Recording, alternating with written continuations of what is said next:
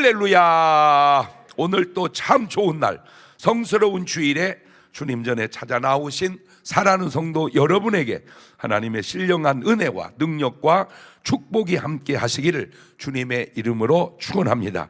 우리 옆 사람과 같이 인사하실 때 먼저 힘차게 박수 쳐드리시고 살살 찢으시 마시고 막 열광적으로 쳐주시고 엄지척 하실 때 그냥 하는 게 아니라 당신은 이 시대의 노아십니다. 그러면 반응하시는 분은 당신은 이 지역의 요나입니다. 노아와 요나가 인사하는 겁니다. 하트 모양 날려주시고 같이 은혜 받게 돼서 반갑습니다. 새벽 예배 하고 계시지요? 저는요 도저히 그때 문이나 그러면 11시 기도에 나오고 계시지요? 둘 다 안 나왔다. 그 기도하는 사람 아닌가 점검해 보시기를 바라요. 매일 말씀 보시고 매일 기도하시고 매일 전도하시고 매일 감사하시고 매일 운동하면서 인생을 제대로 한번 살아보십시다. 아멘. 솔직히 성경 속에 나오는 그 많은 인물 중에도 이렇게 산 사람이 누구일까? 몇이나 될까? 우리는 무조건 성경에 있으면 굉장히 위대한 줄 알아요. 맞아요, 위대해요. 그러나 들여다보면 솔직하게 제가 요즘에 느끼는 건데요, 소크라테스가 책을 몇 권이나 읽었을까? 내가 훨씬 더 많이 읽었을 것 같아. 그러죠? 예. 그러면 왜 이렇게 똑똑할까? 깨달음이에요. 근데 내가 지금 무슨 얘기 하려고 하냐면 훌륭해요, 인정해요. 그런데 우리가 생각하는 것보다 막상 들여다보면 그렇게 훌륭하지 않을 수도 있다는 거죠. 성경 속의 인물이나 역사 속의 인물이나 이게 자칫 잘못하면 교만하다 그럴 수 있지만 되돌리면 여러분의 존재의 가치를 너무 낮게 평가하지 마라, 그 말입니다. 매일 말씀 보고 매일 기도하고 매일 전도하고 매일 감사하고 매일 운동하는 삶이 누구만 못하냐 이 말이에요. 맞아요, 틀려요. 자기 스스로를 너무 비하하지 마라. 이해됐어요? 우리가 성경에 나타난 사람보다 더 나은 삶을 살아가고도 있구나. 그런데 이런 삶이 쉬운 사람이 있고 너무 힘든 사람이 있는데 그거는 바로 믿음의 차이입니다. 믿음 있는 아브라함은 독자 이삭을 바치는 일 전혀 힘든 일이 아니었습니다. 네, 그거 어떻게 알았냐? 힘들었으면 새벽에 일어나서 안 가요. 안 가려다 저녁에 가지. 새벽에 일어났다 그 말은 쉬운 일이었다 그 말입니다. 믿음의 사람은 어떤 힘든 일도 쉬운 일이구나. 옳지, 시작. 믿음 없는 사람은 쉬운 일도 힘든 일이구나. 마리아가 옥합을 깰 때 힘든 일이 아니었습니다. 주저하거나 망설일 일도 아니었습니다. 감동이 오는 대로 그냥 쉽게 순종할 일이었습니다. 그러나 믿음 없는 사람들은 과연 그런 일들이 할 수 있는 일이었을까요? 주여, 내게 믿음을 주셔서 그런 삶을 쉽게 살아가게 역사하여 주옵소서. 꼭 그렇게 승리하며 사시는 여러분 되시기를 주님의 이름으로 축원합니다. 할렐루야. 인생은 항상 네 박자로 살아갑니다. 진짜 제가요 이 네 박자를 이렇게 자꾸 개발해서 그런지요 막 아무것도 아닌 것도 말만 나오면 네 박자가 막 생각이 나. 아주 이제 습관이 된 것 같아 이렇게. 그래서 이제 네 박자고 이것도 나왔는데 이득이 있는데 옳은 삶이면 1등입니다. 이득인데다가 오르면 1등이죠. 시작. 그러면 2등은 뭘까요? 이득이 없어. 그런데 옳아. 그러면은 이제 그게 2등이죠. 3등은 뭘까요? 이득 있어. 그런데 옳지 않아. 그러면 3등입니다. 4등은요? 이득도 없는 데다가 옳지도 않아. 그러면 4등입니다. 안타깝게도 세상은 옳으냐 그르냐보다 이득이냐 손해냐에 더 집중하는 것 같습니다. 잘못된 것도요 득만 있으면 막 가요. 막 가. 그게 세상이에요. 말 바꾸면 그런데 가면 안 돼요. 그런데 돈만 되면 막 가. 이게 세상이에요. 제가 오늘 드리는 말씀은 저도 젊었을 때는 할 수 없는, 하기 힘든 설교인 것 같습니다. 반대로 말씀을 들으시는 여러분들도 어찌 보면 듣기가 아주 불편하고 힘든 사람도 있을지 모르겠습니다. 그러면 그냥 참고 흘러 지나 보내듯이 들어보십시오. 자, 본문 속에 세 사람이 등장하고 있습니다. 술 맡은 관원장이 나오고 떡 굽는 관원장이 나오고 요셉이 나옵니다. 공교롭게도 이 세 사람은 다 깜빵 동기입니다. 자, 깜빵에 갔다고 해서 다 잘못되고 다 죄인은 아닐 수도 있다는 게 우리는 요셉을 통해서 알 수 있죠. 그 당시 사람들은 모르고 그놈이 말이야 그렇게 나쁜 놈이었어? 뭐 그랬을지 모르지만 다 아는 우리는 그거는 나쁜 애가 아니다. 나쁜 사람이 아니다. 요셉은 아무 잘못이 없는데 주인 아주머니 보디발 장군 아내의 못된 조작과 누명으로 억울하게 감옥을 간 것입니다. 그러나 술 맡은 관원장과 떡 굽는 관원장은 잘못으로 감옥에 가게 되었는데 창세기 40장 1절 이하입니다. 그 후에 애굽 왕의 술 맡은 자와 떡 굽는 자가 그 후 애굽 왕에게 범죄한지라 바로가 그 두 관원장 곧 술 맡은 관원장과 떡 굽는 관원장에게 노하여 그들을 시위대장의 집 안에 있는 옥에 가두니 곧 요셉이 갇힌 곳이라. 제가 성경을 고등학교 1학년 때부터 읽기 시작했는데 수십 번도 더 읽었어요. 그런데 그렇게 읽어도 그냥 저 사람들 죄 져서 감옥 갔다 이렇게만 생각했지 무언 죄를 져서 감옥에 갔을까를 몰랐다가 이제 그게 알게 됐는데 빼먹다 들켜서 감옥을 갑니다. 그래서 오늘 말씀의 제목을 붙이면 바로 부당이득, 부정이득이죠. 말 바꾸면 부당한, 부정스러운 이득을 취하다가 감옥에 간 거예요. 그래서 제가 말씀 제목을 그냥 부정이득이라 이렇게 정해봤는데 물론 제 말이 뭐 틀릴 수도 있어요. 그러면 여러분은 그냥 더 맞는 말을 얘기하세요. 저를 얘기하지 말고. 저는 제가 깨달은 대로 얘기하니까. 결론부터 말씀드립니다. 부당이득이 잘 될까요? 부정이득이 잘 될까요? 시작. 조금 불편하겠지만 그래도 한번 좀 옆 사람한테 부정이득이 잘 될까? 그렇게 한번 한번 나눠보세요. 시작.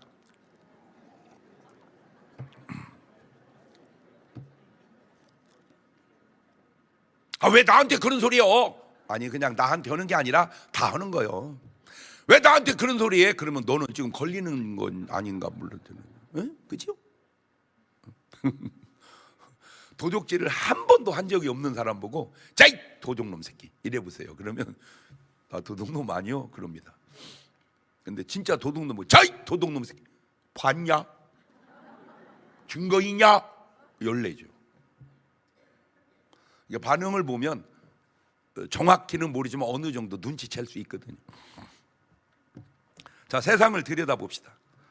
도박에서 딴 돈으로 잘 된 사람 보셨나요? 도박으로 돈 따서 잘 된 사람이 있는가? 물론 과정에 조금 잘 되는 듯한 사람이 있을 수 있어요. 그러나 길게 결과적으로 보십시오. 미국 라스베가스 가면은 그 빠찡코 도시입니다. 거기가 전 세계에서 빠찡코 하러 옵니다. 그런데 뭐 진짜인지는 모르지만 제가 들은 얘기입니다. 한국 사람이 대박 왕대박이 났대요. 가지고 돈을 따가지고 한국으로 돌아가 버렸습니다. 거기서 신경을 썼는데 너무 많이 따가가지고 저거 그냥 놔둬야 되냐? 그 정도로 많이 따갔대요. 그런데 좀 기다려 보니까 이 사람이 또 들어오더래요 하러. 결국 다 날렸대요. 거기서 라스베가스에서 결론이 났대요. 따둬도 놔둬라. 결국은 다 잃는다. 따도 놔둬라. 결국은 다 잃는다. 시작. 두 번째, 사기쳐서 돈 번 사람이 그 결과까지 잘 될까요? 요즘에 조금 유행하는 듯한 언어 중에 전세 사기 뭐 이런 말 많이 들리는데 해당이 되시는 분 한번 제 설교 참고해 보십시오. 사기쳐서 결과적 잘 될까요? 자, 보이스피싱 해서 돈 번 사람들 참고하세요. 근데 나 진짜 안타까운 게 이 보이스피싱의 대개 원조가 한국이 아니고 중국이더만. 이게 그러니까 한국은 그냥 중간 계책이지 오리지널이 아니야. 원조는 다 중국이더라고 보니까. 그래서 언제부턴가 지금 우리나라가 아주 중국의 아주 좋지 않은 영향들을 많이 받아가고 있어요. 그거 아세요? 언론 조작이나 뭐 이런 거 다 들여다보면 이게 출처가 중국이 굉장히 많습니다. 그런데 이 보이스피싱에 이제 중국에서만 다 할 수 없잖아요. 한국 사람 써야 될 거 아니요? 돈 받아오는 사람이 이렇게 중간 계책으로. 그러면 이제 그냥 하겠습니까? 몇 푼 주겠죠. 자, 그러면 원조나 그 중간 매체나 내가 묻고 싶은 것, 너 그렇게 해가지고 잘 되겠냐? 너 그렇게 해가지고 잘 되겠냐? 시작. 한번 점검해보래. 너 그렇게 해가지고 잘 되겠냐? 자, 이거에 대한 법적 조치가 좀 아쉬움이 남는 게, 자, 지금 우리나라의 이 법에 뭐 잘못하면 그냥 감옥에만 가둬요. 물론 뭐 좋아요. 잘못했으니까 감옥 가야지. 문제는 보상이 없다는 거예요. 사람이 죽어도 어떤 피해를 봐도 그냥 감옥만 넣지 보상이 없어요. 그래서 제가 보상 제도를 좀 첨부하면 좋겠다. 그러니까 보이스피싱에서 돈을 벌었으면 그걸로 감옥만 가지 말고 번 돈 이상으로 피해자에게 보상해주는 법을 보완을 해라.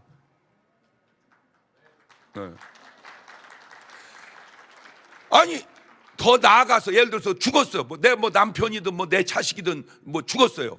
자, 그러면 걔 잡아서 감옥, 무기징역, 사형. 그래서 나에게 뭔 유익이 있어요? 내 식구 죽인 그놈 감옥에 아무리 오래 넣어놓은들 나에게 무슨 유익이 있냐고요. 보상받게 해줘야지. 어때요? 보상받게 해줘라. 보상받게. 그나마 그게 더 나은 대안이 아니냐. 그 다음에 속여서 빼먹은 돈, 그 결과 과연 잘 될까요? 제가 전에 아주 고급 식당을 한 분 이렇게 봤는데 얘기하다 깜짝 놀란 게 걔가 받는 월급이 내가 받는 사례비보다 더 받더라고. 그래서 참 저 사람 잘 살겠다, 참 잘 되겠다. 왜? 많이 받으니까 월급을. 그런데 이 사람이 이제 물건을 이렇게 사러 갈 때 또 거기서 살살 또 빼먹더라고. 우리 주방에서 물건 사시는 분들 참고하세요. 그러니까 예를 들어서 이제 물건 사러 내가 요리하니까 내가 사야 될 거 아니요. 그러니까 이제 주인은 돈만 줄 거 아니요. 요즘 같으면 카드만 주지. 그러면 막 긁어서 사. 그런데 그 속이 이제 뭔가 좀 그러면 월급 받아서 많이 받고 그 다음에 좀 빼먹어서 많이 받고 그러니까 저 부자 되겠다. 근데 쫄딱 망했어요. 왜 그런가 봤더니 도박으로 다 날린 거야. 많이 번다고 잘 되는 게 아니구나. 그게 또 네 박자 나오죠? 우리 속담에 있는 걸 적용했어요. 정성같이 벌어서 정성같이 쓰면 1등. 시작.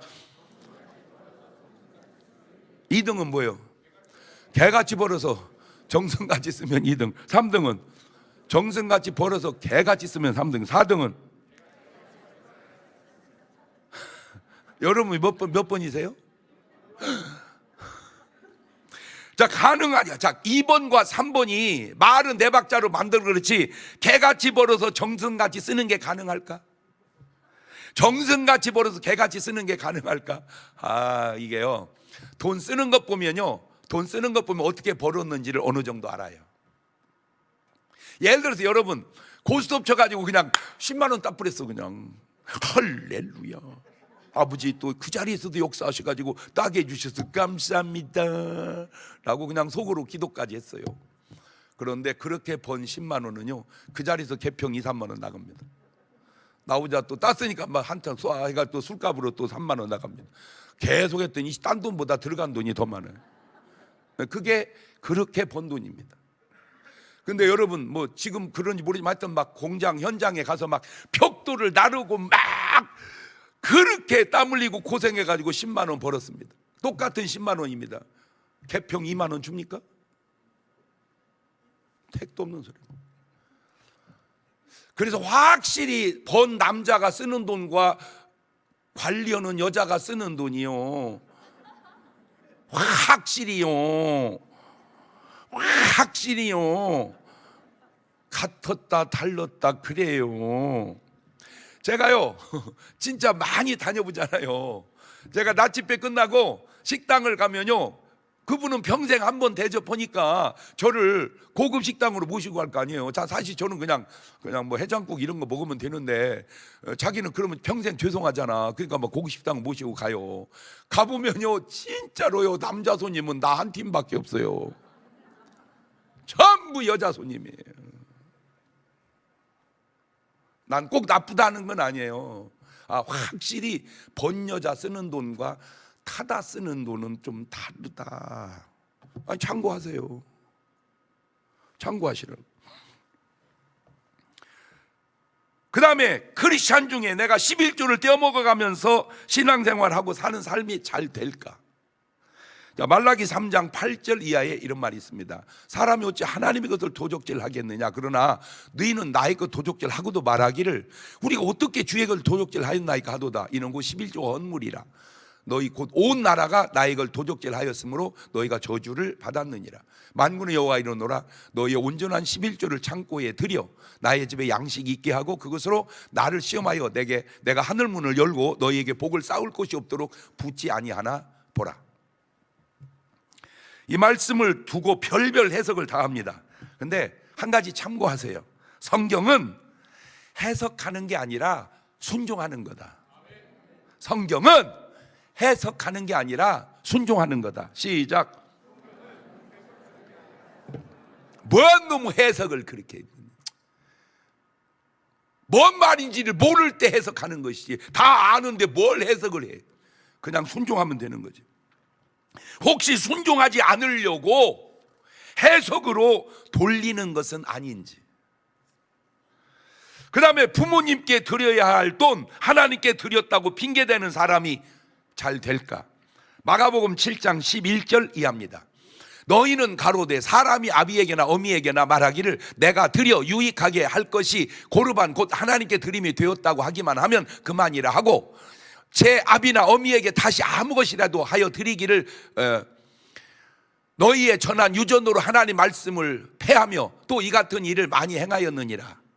저게 잘 될까? 다시 말하면 그냥 하나님께 드리느라고 못 드리네요. 이게 과연 옳은 것인가? 어떻게 보면 믿음이 엄청 좋은 것인지 모르지만 어찌 보면 하나님께 해야 할 일은 했는데 부모께 해야 할 일은 못했다 그 말 아니냐 그 말이죠. 핑계대지 마라. 중요한 요지는 부당한 이득이 결국에는 유익되지 않는다 그 말입니다. 자, 이게 지금까지는 내가 주로 세상에서 다 얘기를 했는데 교회 안에는 이런 일이 없을까? 참고하세요. 참고하세요. 자, 이걸 이제 성경으로 돌아봤습니다. 성경으로. 첫째, 가인과 아벨의 제사 속에서 문제가 생깁니다. 창세기 4장 3절 이하입니다. 세월이 지난 후에 가인은 땅의 소산으로 제물을 삼아 여호와께 드렸고 아벨은 자기도 양의 첫 새끼와 그 기름으로 드렸더니 여호와께서 아벨과 그 제물은 연락하셨으나 가인과 그 제물은 연락하지 아니하신지라. 가인이 심히 분하여 안색이 변하니. 그렇죠? 왜 아벨의 제사는 받으시고 왜 가인의 제사는 하나님께 받지 않으셨을까? 여러 이유가 있죠. 간단합니다. 가인의 제물 속에는 가인의 부당 이득이 들어있기 때문은 아닌지. 그게 뭔 말입니까? 첫 곡식으로 드려야 할 제물을 끝 곡식으로 드리고 알곡으로 드려야 할 제물을 쭉정이로 드린 것은 아닌지. 그러니까 가인과 하나님과의 관계 속에서 가인이 하나님을 향한 부정한 이득을 취한 것은 아니냐. 참고해 보세요. 오늘 우리가 하나님께 드리는 예물 속에 혹시 나의 부당 이득이 들어있지는 않는지. 세상에 창세기 이 사건이 말라기에서도 드러납니다. 창세기와 말라기 1장 7절 이하입니다. 너희가 더러운 떡을 나의 단에 드리고도 말하기를 우리가 어떻게 주를 더럽게 하였나이까 하는도다. 이는 너희가 주의 상은 경멸히 여길 것이라 말함을 이남이니라. 만군의 여호와가 이르노라. 너희 눈먼 희생으로 드리는 것이 어찌 악하지 아니하며 저는 것 병든 것으로 드리는 것이 어찌 악하지 아니하냐. 이제 그 너희 총독에게 드려봐라. 그가 너를 기뻐하겠느냐? 너를 간합하겠느냐? 만군의 여호와가 이르노라 너희는 나 하나님께 은혜를 구하기를 우리를 긍휼히 여기소서 하여 보라. 너희가 이같이 행하였으니 내가 너희 중 하나인들 받겠느냐? 만군의 여호와가 이르노라 너희가 내 단 위에 헛되이 불살리지 못하게 하기 위하여 너희 중에 성전문을 닫을 자가 있었으면 좋겠다. 내가 너희를 기뻐하지 아니하며 너희 손으로 드리는 것을 받지도 아니하리라. 그러니까 그래서 가인의 것을 안 받으셨구나 그 말이에요. 난 여러분 부탁드리는데요, 뭐 꼭 저건 아니지만 여러분 무슨 이유든 예배 오면요 은혜 받고 가시기를 바래요. 아이 목사님은 설교 그따위로 해놓고 어떻게 은혜 받으라고 그러세요? 잔소리 말고 은혜 받아. 그 뭐과 비슷하냐면 여러분 무슨 밥이든지 맛있게 먹으세요. 아이고 뭐 반찬이 맛있어야 맛있게 먹죠. 잔소리 말고 맛있게 먹으라고. 그리고 음식 하시는 분들은 참고하세요. 모든 컵라면은요 똑같습니다. 그 컵라면에다 누가 소금을 더 칩니까? 고추를 더 칩니까? 아니야. 그냥 똑같이 끓여 먹는데 똑같이 맛있대잖아. 그러니까 고정화된 음식은 다 맛있게 먹는데 그러면 내가 지금 고정화된 음식만큼도 못 온다 그 말이잖아. 이런 뭐 말인지 못 알아들어. 그냥 컵라면은 물만 부으면 되는데 끓인 라면도 그냥 끓이기만 하면 되는데 그것도 좀 다른 게 어떤 분은 물을 너무 많이 부어가지고 이 라면이 그냥 물떡이네. 어떤 분은 또 물을 너무 조금 넣어가지고 그냥 어떻게 그냥 짜지러지 가지고 또 그러니까 물 붓는 실력이 좀 딸리는 거예요. 그러거나 말거나 그냥 먹는 사람 어떻게 먹자. 제가 아주 맛있게 먹는 노하우 하나 가르쳐 드릴게요. 아유 진짜 아까운데 이거. 그래 가르쳐 줘요? 예. 네. 사람들이요 저하고 밥을 같이 잘 안 먹으려고 그래요. 왜 그러냐면요 원체 맛있게 먹으니까 자기도 모르게 막 빨려들어서 자기도 많이 먹는다는 거예요. 목사님 밥 먹는 거 보면 막 그러면 왜 내가 맛있게 먹냐? 첫째 입맛이 좋아요. 저는요 맛없는 거 없어요. 맛없는 거 다 맛있어요. 그것 때문일까? 두 번째 더 큰 이유 제가 이걸 알아서 그래요. 진짜 맛있는 반찬은 제사 음식입니다. 그렇죠? 잘 보세요. 사과도요 조그마한 거 내려놓고 큰 거 올려놔요. 하여튼 제사상에 올라가는 음식이 최고입니다. 뭐든지. 그런데 그걸 먹으러 온 이가 누구요? 귀신이야. 자 먹을 수 있어요 없어요? 못 먹어요. 우리는 대접하지만 귀신 입장에서 진짜 먹을 수 없고 그냥 열받다 하는 거야. 그러면 밥을 먹을 때 그냥 내 식으로 먹지 말고 귀신 입장으로 한번 먹어봐봐. 그러다가 오메 그렇지 얼마나 맛있겠어요. 못 먹는 귀신 먹는다. 누가 난 거예요? 귀신 입장으로 먹어봐라.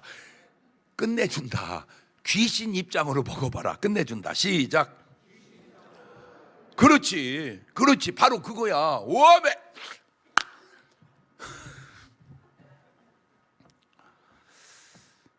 그 다음에 두 번째 사울 왕의 부정이득입니다. 사무엘상 15장 9절입니다. 사울과 백성이 아각과 그 양과 소의 가장 좋은 것도 기름진 것과 어린 양과 모든 좋은 것을 남기고, 그러니까 저게 지금 부당이득을 취득하는 겁니다. 하나님 말씀 불순종해가면서 11절입니다. 내가 사울을 세워 왕 삼은 걸 후회하노니 그가 돌이켜서 나를 쫓지 아니하며 내 명령을 지키지 않으며. 그러니까 사울 왕이 부당 이득을 취득할 때 하나님은 저렇게 사울 왕에게 말씀하고 계십니다. 자, 이런 패턴을 여러분이 잘 참고하셔야 돼요. 내가 잘못하는 순간 하나님은 나에게 저런 감정을, 저런 말씀을 하시는구나, 이렇게. 그러나 마리아가 순종할 때 하나님의 감정, 예수님의 말씀은 너무 아름답죠. 그렇죠. 자, 15장 13절입니다. 사무엘이 사울에게 이른즉 사울이 그에게 이르되 원컨대 당신은 여호와께 복을 받아서 내가 여호와의 명령을 행하였나이다. 사무엘이 가로되 그러면 내 귀에 들려오는 이 양의 소리와 내게 들리는 소리는 어찌 미니까? 사울이 가로되 그건 무리가 아멜렉 사람에게 끌어온 것인데 백성이 당신 하나님 여호와께 제사하려고 해서 양과 소의 가장 좋은 걸 남김이고 그 외의 것은 우리가 진멸했다. 그랬더니 19절입니다. 어찌하여 왕이 여호와의 목소리를 청종치 아니하고 탈취하기에만 급하여. 저 말이 뭡니까? 부당 이득에 빠져서 여호와의 말씀을 순종치 아니하셨나이까? 순종이 제사보다 나은 걸 무엇이나이까? 그러니까 사울은 말은 순종이지만 내면은 부당 이득을 취한 거죠. 부정 이득을 취한 거예요. 자, 근데 안타까운 게 뭐냐면 사울 왕이잖아요. 그죠? 왕이 뭐가 부족합니까?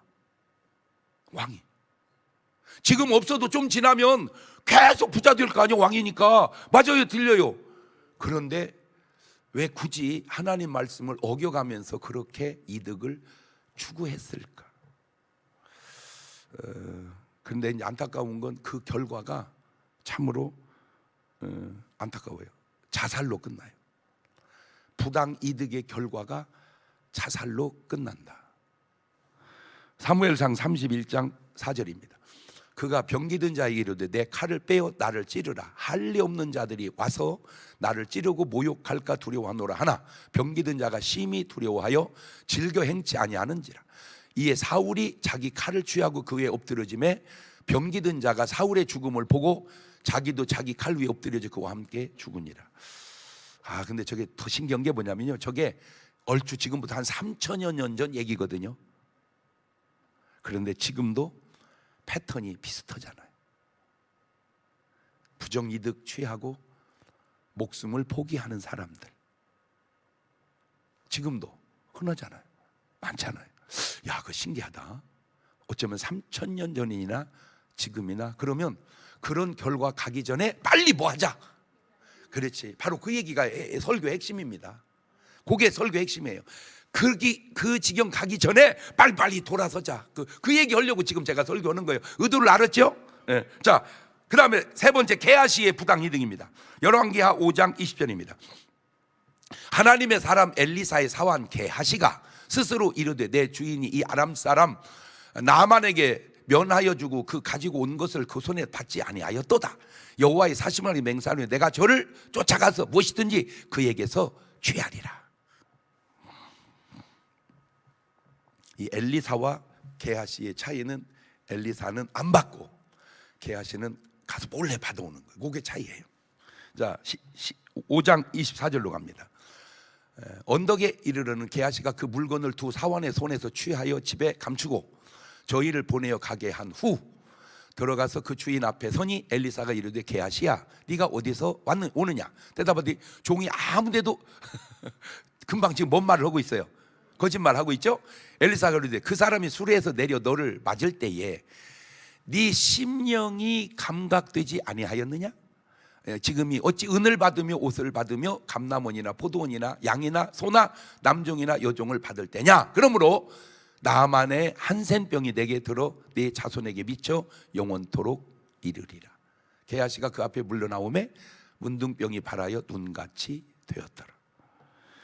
아까는 사울 왕은 부당이득 취하다가 뭘로 끝났죠? 자살로 끝났습니다. 이 게하시는 부당이득 취하다가 뭘 걸리죠? 한센병이 걸립니다. 꼭 그런 건 아닙니다. 오해하지 마세요. 성경에 있는 얘기를 그냥 제가 하는 겁니다. 뭔 얘기를? 돌아보자는 거죠. 나를 뭐 하자? 돌아보자. 나를 돌아보자. 네 번째, 가롯 유다의 부당이득입니다. 마태복음 26장 14절입니다.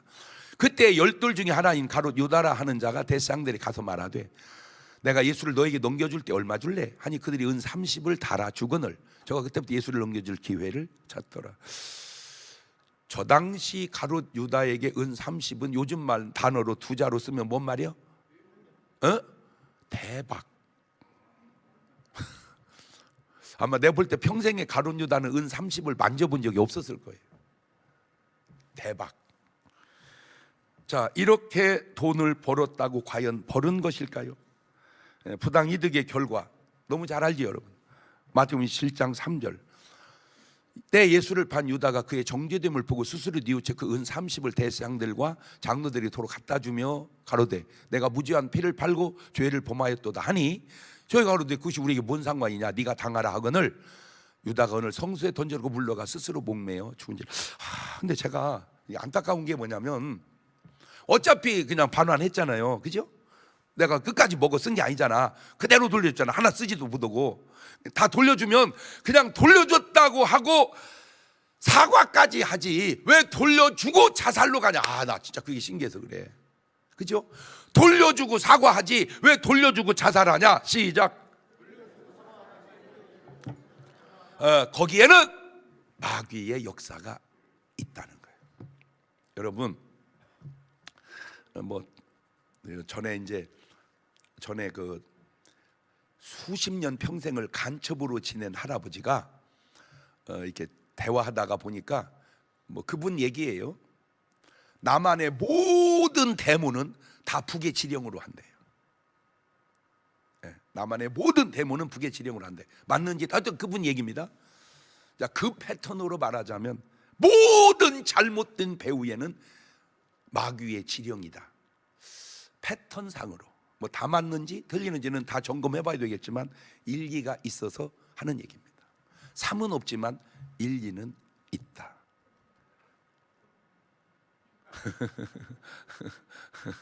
삼은 없지만 일리는 있다. 참고하세요. 다섯 번째, 아나니아와 삽비라의 부당이득입니다. 사도행전 5장 1절입니다. 아나니아라는 사람이 그 안에 삽비라로 소유를 팔아 그 값에서 얼마를 감춤해.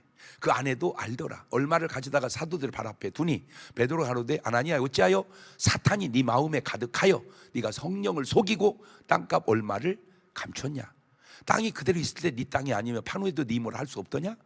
어찌하여 이 일을 네 마음에 두었느냐. 사람에게 거짓말한 게 아니고 하나님께로다. 아나 이 말을 듣고 엎드려져 혼이 떠나니 이 말을 듣는 사람 다 크게 두려워하더라. 자, 이것도 제가 네 박자로 만들어 봤어요.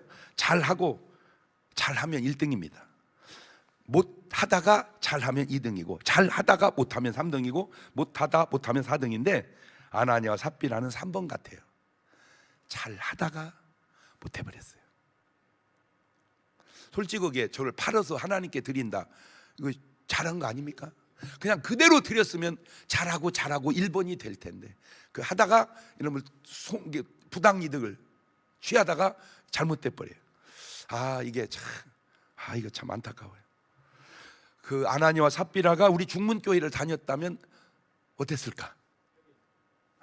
이 말씀에 은혜 받고 맞다 목사님 맞아요 할렐루야, 그리고 일본으로 갈 수 있지 않았을까? 그냥 제가 생각해 본 거예요. 자, 다시 얘기합니다. 이 부당이득의 배후에는 대부분 사탄이 역사했다는 사실입니다. 또한 욕심이 역사했다는 겁니다. 이 욕심이 사단의 미끼에 물게 만듭니다. 자, 그런데 왜 술 맡은 관원장은 사는 꿈을 꾸고 왜 떡 맡은 관원장은 죽는 꿈을 꾸고 죽었을까? 왜 하나님은 사울 왕에게 아말렉을 쳐서 멸하라 말씀하셨을까? 사무엘상 15장 2절에 그 이유가 나옵니다. 만군의 여호와께 같이 말씀하시기를 아말렉 이스라엘에게 행한 일 곧 애굽에서 나올 때에 길에서 대적한 일을 내가 추억하노니 지금 가서 아말렉을 쳐서 그들의 모든 소유를 남기지 말고 진멸하되 남녀와 소아와 젖 먹는 아이와 우양과 약대와 나귀를 죽이라 하셨나이다. 저게 왜 저런 말이 나왔냐면은 안타깝게 저게 한 500여 년 전 얘기입니다. 이스라엘 백성이 출애굽에서 가나안을 향해 갈 때 아말렉이 쳐들어왔거든요. 그게 한 모세 때니까 500여 년 전이에요. 그때는 지나갔는데 하나님이 기억하시고 사울이 왕이 돼서 나라가 견고해지니까 이제 가서 아말렉을 쳐서 멸해버리라 그 말이에요. 야, 500년이 지난 것도 하나님은 기억하고 계시는구나. 제가 또 안타까웁니다. 내가 아말렉 부흥회를 한 번만 갔으면, 아말렉 여러분 회개하세요. 여러분 모르죠? 500여 년 전에 여러분 조상들이 지은 죄를 지금 하나님은 기억하고 계십니다. 그래서 회개했다면 니누에가 살아나듯 아말렉도 살아나지 않았을까? 어때요? 그 패턴으로 오늘 여러분에게 가르쳐 주는 거예요. 자, 뭘 잘못했습니까? 출애굽기 17장 8절입니다. 때 아말렉이 이르러 이스라엘과 르비딤에서 싸우니라. 이거 쳐들어온 거예요. 11절입니다. 모세가 손을 들면 이스라엘이 이기고 손을 내리면 아말렉이 이깁니다. 13절입니다. 여호수아가 칼날로 아말렉 그 백성을 쳐서 파하니라. 여호와께서 모세에게 이르시되 이것을 책에 기록하여 기념하게 하고 여호수아의 귀에 외워 들리라. 내가 아말렉을 도말하여 천하에 기억함이 없게 하리라. 저걸 읽었으면, 저걸 읽고 회개했으면, 이 잘못의 결과가 수백 년 후에 재앙으로 징벌로 나타난다는 거예요. 자, 지금 제가 여러분 개인적으로도 잘 알아들으시고요, 나라적으로도 좀 참고하라고 제가 사실 설교하는 겁니다. 다시 얘기합니다. 제가요 옛날에 이런 설교 택도 없어 못합니다. 저도 이제 연륜이 쌓이고 경험이 많고 보는 눈이 좀 넓어지다 보니까 이런 설교하는 거예요. 아니, 대한민국의 수많은 목사들이 한 설교 다 뒤져보세요. 이렇게 설교한 목사가 많습니다. 자, 지금 대한민국의 안타까운 사건들이 다 지나갔습니다. 첫째가 천안함 참사였습니다. 2010년 3월 26일 밤 9시 22분에 40여 명이 사망하고 6명이 실종돼서 46명이 목숨을 잃었습니다. 북잠수함 오류로 인하여 배가 부서지는 바람에 많은 목숨을 잃었죠. 그 다음에 광주 5.18 참사가 있었습니다. 뭐 정확한지 모르지만 165명이, 군경 27명이 목숨을 잃게 됐습니다. 세 번째가 세월호의 참사입니다. 2014년 4월 16일 날 한 300여 명이 죽게 됐습니다. 그 다음에 이제 이태원 참사입니다. 2022년 10월 29일 날 159명이, 나 진짜 이거 있었던 일이니까 부정할 수는 없지만 그냥 이게 진짜 믿어지기가 힘들어요. 아니, 어떻게 가다가 깔려서 그렇게 많이 죽어? 이건 진짜 신기해요. 어떻게 이런 일이 있을까? 모두가 참으로 가슴 아픈 일입니다. 그런데 문제는 그 안을 들여다보면 그나마 이런 참사들 안타까움 속에 어느 사건이 그래도 가장 위로받고 보상받아야 할 사건인가? 제일 중요한 건 하나님이 가장 정확하게 아신다는 사실이고, 그러면 사람은 모를까? 아니죠. 사람도 다 알죠. 왜? 인간도 그렇게 어리석지 않거든요.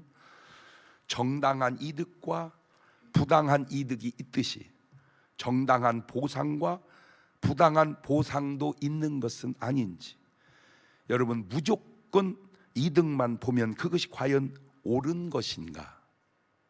그냥 제가 조언해 드리는 겁니다. 참고하시라고.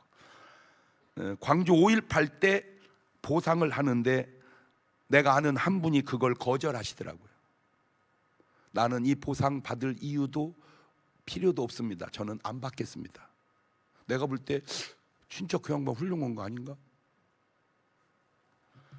그런데 참으로 신기한 건 그 훌륭한 분들의 명단이, 보상 내용이 공개가 안 된다는 겁니다. 저는 비난하자는 말이 아닙니다. 그냥 돌아보자는 말입니다. 자꾸 돌아보자. 나에 대한 처방이 옳은 것인지 그른 것인지를 돌아보고 살자, 그 얘기입니다. 다 돌아보고 살자. 떡 맡은 관원장은 왜 죽고 술 맡은 관원장은 왜 살았을까? 이유가 없어요. 근데 내가 찾아냈어요. 요 한 구절 속에 답이 보입니다. 창세기 41장 9절입니다. 술 맡은 관원장이 바로에게 고하여 가로되 내가 오늘날 나의 허물을 추억하나이다. 저게 요즘 한국말로 말하면 사과고 교회식으로 말하면 회개입니다. 저 한 구절에 술 맡은 관원장이 산 거예요. 용서해 주세요. 제가 잘못했습니다. 나의 허물을 내가 추억하나이다. 내가 잘못했습니다. 저 회개 하나가 저 사람을 살게 만들고, 그러면 반대로 떡 맡은 관원장이 저 상황이 오면 그 사람은 입을 딱 씻고 절대 알리지 않을 사람이라 그 말이에요. 왜? 묻어놓으면 알 사람이 없으니까.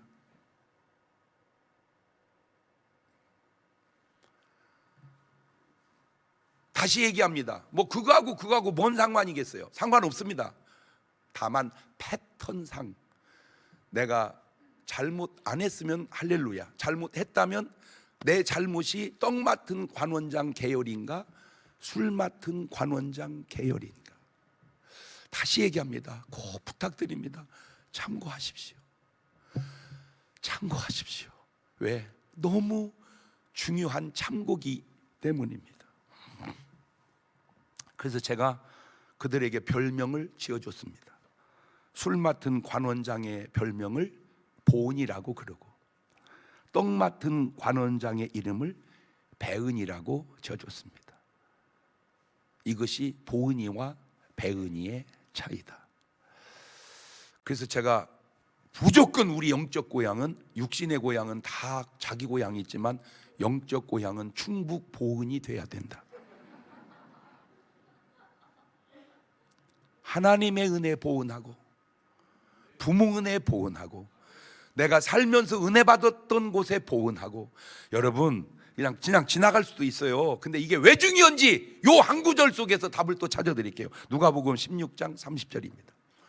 가로되 그렇지 아니하니이다 아버지 아브라함이여, 만일 죽은 자에게서 저희에게 가는 자가 있으면 뭐 하리이다? 회개하리이다. 그러니까 뭘 안 했다는 겁니까? 회개 안 했다는 겁니다. 저게 부자 얘기입니다. 부자가 엄청 복을 받고 너무너무 잘 살았는데 뭐를 안 했어요? 회개를 안 했어요. 자기 형제들도 내가 물려준 재산 가지고 너무너무 잘 사는데 뭐를 안 했어요? 회개를 안 했어요. 여러분 지금 잘 사는 것만 중요한 게 아니다. 잘 먹는 것만 중요한 게 아니다. 회개가 더 중요하다. 그 얘기입니다. 그 얘기입니다. 회개가 더 중요하다. 시작. 잘 사는 것도 중요하지만, 잘 먹는 것도 중요하지만, 잘 입는 것도 중요하지만 더 중요한 건 뭐다? 요지는 이거 회개하고 잘 먹자, 그겁니다. 회개하고 잘 먹자. 시작. 잘 먹고 회개하면 1등. 시작. 2등. 잘 못 먹어도 회개하면 2등, 3등. 잘 먹고 회개 안 하면 3등, 4등. 잘 먹지도 못하고 회개 안 하면 4등. 그게 가룟 유다네. 잘 먹고 회개 안 하면 그게 부자고, 못 먹어도 회개하면 그게 나사로고, 잘 먹고 회개한 게 아브라함이네. 여러분은 몇 번이요? 에?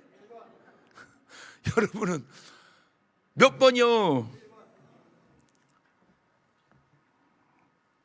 망하는 곳에는 회개가 없고 흥하는 곳에는 회개가 있습니다. 죽는 곳에는 회개가 없고 사는 곳에는 회개가 있습니다. 혹 내 삶에 부당하거나 부정한 이득이 있다면 참고하세요. 그리고 회개하세요. 그래서 회개 후의 축복이 진정한 축복이지, 부당한 축복은 진정한 축복이 할 수 없지 않냐. 여러분이 뭐 저 설교를 얼마나 많이 들었습니까? 수십 년을 쓸 용어가 아니라 말하기가 단어가 안 떠오르네. 그냥 얘기해 볼까요? 안 좋은 단어라 내가 망설이고 있어서 징그럽게 들었잖아.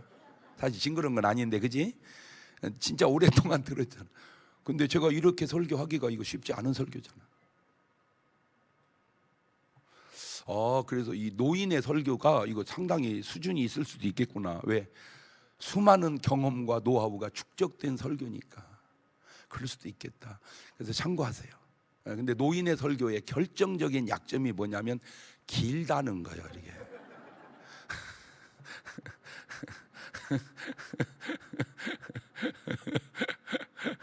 근데 본인은 의식이 잘 없어. 왜? 하도 쌓인 게 많아서. 그래서 저는 여기서 딱 끝내려고 그래요. 그냥 늙은 젊은이다. 두 손을 가슴에 딱 얹으세요. 아무도 의식하지 마세요. 하나님만 의식하세요. 그리고 하나님하고 한번 타진해 보세요. 하나님, 혹시 내 삶에 부당하거나 부정한 이익이 없었는지, 그 결과가 좋지 않은 걸 성경을 보고 삶을 보면서도 내가 깨닫지 못하는 거, 하나님 내가 오늘 회개하오니 용서해 주시고, 회개 후의 축복이 진정한 축복임을 오늘 알았사오니 하나님 그렇게 역사하여 주옵소서. 이게 개인적인 문제도 되지만 나라적인 문제도 되지 않을까. 안타깝게 진짜 이 설교는요, 이게 여러분만 들으면 안 되고요. 제가 볼 때 KBS, MBC, SBS에서 공중파에서 한 설교를 내보내줘야 할 설교입니다. 그래서 관계된 분들 참고하셔서 결과가 잘 되게 해야지. 과정을 잘 되게 만들고 결과가 잘못되면 그거는 아니지 않는가. 같이 한 2분 동안만 나지막히 기도하시겠습니다. 감사하시고 거룩하신 하나님 아버지, 세상의 현장을 보나 말씀을 보나 부당하고 부정한 이득으로 인하여 잘된 사람이 없습니다. 결국 인생은 망합니다. 하나님 깨닫고 회개함으로 정말 정직한 깨끗한 하나님의 축복을 이루어갈 수 있도록 주님 도와주옵소서. 그것이 내 삶을 통하여 증명되어질 수 있도록 하나님 도와주시고 인도하시고 역사하여 주옵소서. 지금은 우리 주 예수 그리스도의 은혜와 아버지 하나님 무한하신 사랑과 성령님 교통하심, 사랑하는 성도들 머리 위에 이제부터 영원토록 함께 하시기를 간절히 축원하옵나이다. 아멘.